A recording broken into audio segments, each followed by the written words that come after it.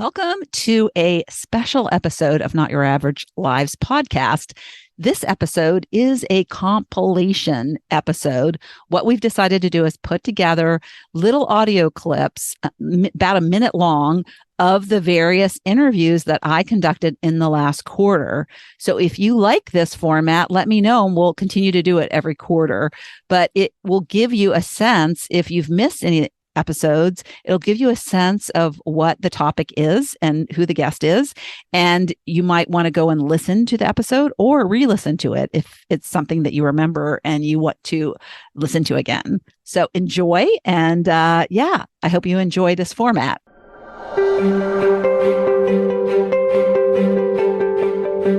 Hi, I'm Laurie Wright, also known as Not Your Average Grandma. I created this podcast as a place to go for midlife inspiration.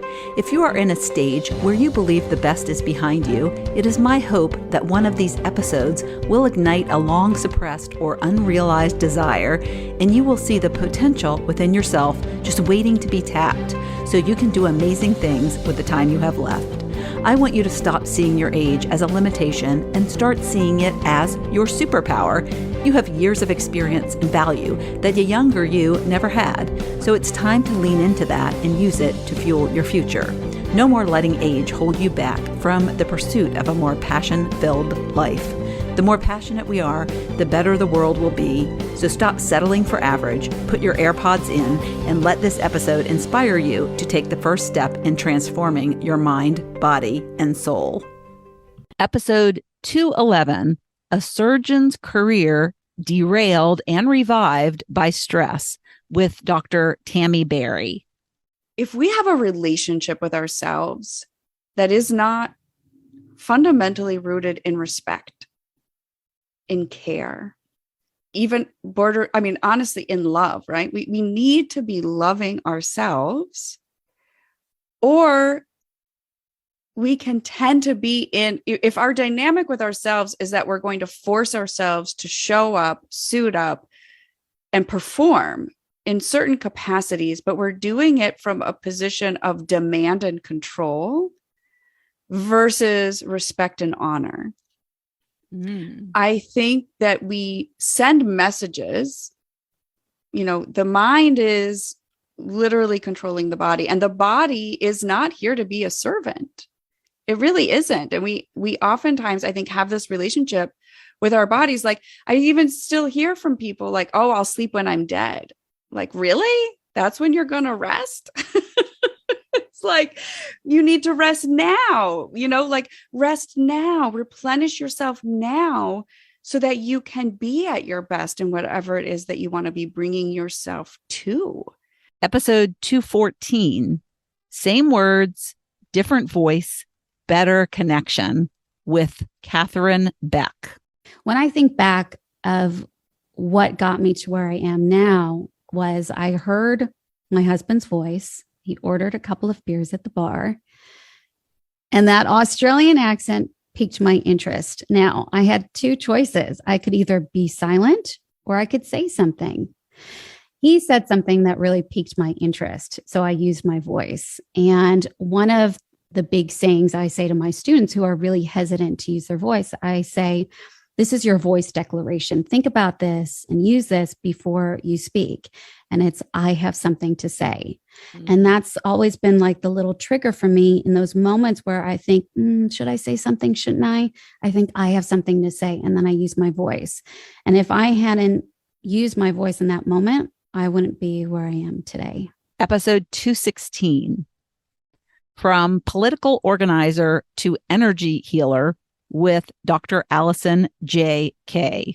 One of the things that I realized in my 10th year as I was writing what had started as my dissertation, because I have a PhD as a holistic life coach, it started as my dissertation, but it clearly wanted to be more. And so I let it. It became my first book, What If There's Nothing Wrong, that I wrote in these traditional tea houses in Taiwan. So I'd do my job, and then I would go to the gym, and then I would throw my stuff down, and then I would take my scooter and go to this traditional tea house and be there till like 2 a.m. writing every night. And so I realized if people in the West only understood the value of working within our own consciousness, and that there is a science to it in the subtle energy system, there would be so much more thriving and so much less suffering.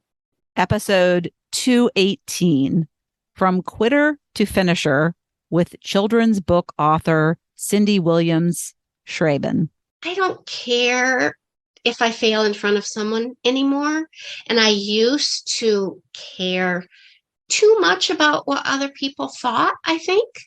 And so now, the people pleaser, it's the people pleaser. Yeah, coming there out. you go. And now if it doesn't work, it doesn't work. But I will tell you, when I first started writing, I didn't tell anyone. I mean, my husband knew I was holding up on the computer and working on something, but I didn't share my stories with anyone. But my critique partners, who I didn't really know in person, they were the only people that saw anything I wrote for a few years, because I think that was that fear of failure, or that fear of looking silly, or, just another silly dream that she's trying to fulfill. I really think it was getting to the point where, you know what, that's okay, whatever they think. Episode 220, a beautiful memoir about growing through grief, with Donna, Yates, Ferris. You have to believe in magic a little bit. I think that's part of grief. I think you have to believe that it's not over, and like I said, love doesn't die, and they will find you. They can get to you. They are in your life still. They still care. Yeah, there was another quote that I highlighted. Yes, please. It was instead. It's an honor, really.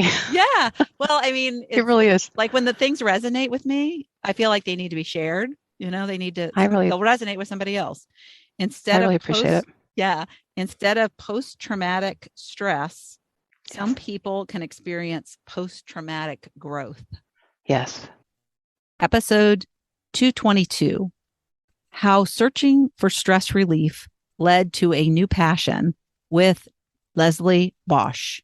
I was so glad that I bumped into some of these kind of feminist ideas that really sort of helped me to recognize that it was okay for me to take on some of these more quote unquote masculine characteristics, in which I could be more assertive, or I could be more noisy, or I could be more messy, or I could be more demanding, or I could be, some of these other things. I could be more strong and vigorous with regard to figuring out what I wanted to do and going out and trying to do it, make my way in the world, rather than just sort of, because you can have, for me, there's those things in there that say what you should be doing, like you should be staying home with your kids, or you should be staying home. So the thing is, a lot of times people will have that sort of lingering, those ties that are kind of holding them back from really sort of feeling like, no, I want to go out in the world, and I want to sort of, carve a way for myself. And I want to go out, especially for women, to go out and really do something that is their own.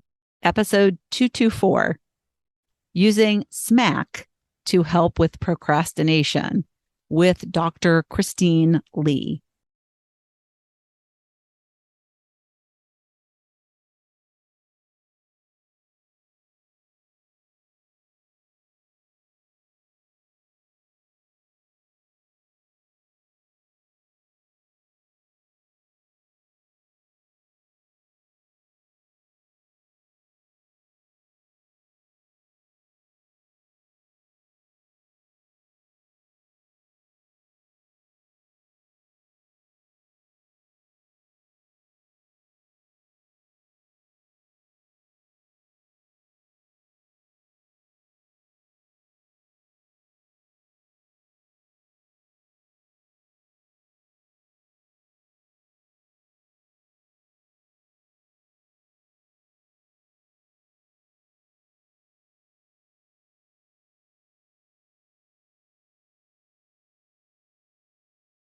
We need to embrace the part of us that is that core natural self that never will go away. It doesn't matter what country we move to, what job we changed into, or how old we are, that we're going to be either type A, we're going to be busybodies, we're going to be Zen masters. That's just who we are. We came to the planet meant to be that way. And I think there's a part of us that's really core that way. And we move away from that core because of stress and worry and procrastination. And that's why it's so important to strip away the layers that we've put over us that are not feeding our souls and not feeding our natural talents. We're all so miraculously gifted in this world. Episode 226, Pivoting into Deeper Purpose in Your Second Half with Jen Wrigley. Pivoting can come to you out of necessity. So, for example, you lose your job, or you have a health issue, or someone you know gets sick. So sometimes pivots are what I call pivoting out of necessity. Something kind of happens to you externally. But I think and those are really important. Those are things we tend to dwell on, and we also get negative about. Mine was a divorce. So yes, perfect. Yeah. I was in the negative mindset really for quite a while because of all of these external things that had caused me to pivot. But like you said, you come out of it on the other end and you're able to look back at it. But there's also pivoting out of what I call intuition, or really knowing yourself. And what that requires is you're paying attention to your life. And I think women, I would say 30s and in our 40s, very few women are actually able to take the time to pay attention to their lives and what they want. So your intuition might be pushing you. You might be getting things through your intuition, thinking things, hearing things. And it's really taking the time to pay attention to those things, which would have you pivot in a different way. So maybe you haven't lost your job, but you're feeling burned out. You're feeling this isn't right for you. And something is telling you this isn't right. And so you on your own start to look for something that might be a better fit. So those are the two ways that I look at a pivot.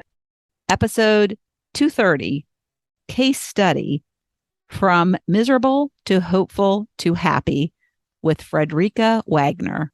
You talked about our authentic self, who we were born to be and who we became. And we became who we are from what our parents, the influence from our parents, or I had a brother who was a bully, that type of thing. And so you go into survival mode, which isn't very joyful. At least it wasn't for me, but now I can be joyful. Well, they're not around anymore, but besides that, it just feels so much better. Like I actually was thinking the other day, when was the last time that I thought negatively? Maybe that guy cut me off, but that's okay. Yeah. He wasn't doing it intentionally. He wasn't out to get me. He was probably taking his way to the hospital or something. Like, who knows, right? But but you're so shifted now because now you're aware that he's having a bad day. Exactly. It's just so crazy. It changes everything. Episode 232, Case Study, From Long COVID to Job Loss to Cancer to Dream Life with Denise Hughes. I'm not going to lie. When I first started, I wasn't like, woohoo, let's do this. This is going to work. I was like desperate. I need to do something, and anything's better than nothing. Had I ever in a million years believed where I am right now, I would have paid 3 times as much. I would have gone through everything I've gone through just to know that this is where I am, It's just remarkable and amazing. And it makes my heart so happy. I like the Grinch with the heart swelling up. Yeah. That's how I feel about all of this. Like I said, it wasn't something that I went into. I went in with my eyes open, but I wasn't a believer. Do you know what I mean? And I remember listening to some of your podcasts and I was like, I don't want to say I didn't believe it because obviously it's truth, but I was just like, that would never happen to me. Do you know what I mean? Like, I can't imagine being that person. And here I am. So many of us think we're the exception to the rule. Right, that. Right. And why would that be? Why would we be the one exception that we were created to come here and have a miserable life or an unhappy life or not a fulfilling life? Just crazy. Episode 234, The Doula Decision That Changed Her Life with Valerie Trumbauer. Most of the ways that you will help a new parent as a grandparent are not sitting on the couch holding the baby while mom goes and does these things that she needs to do.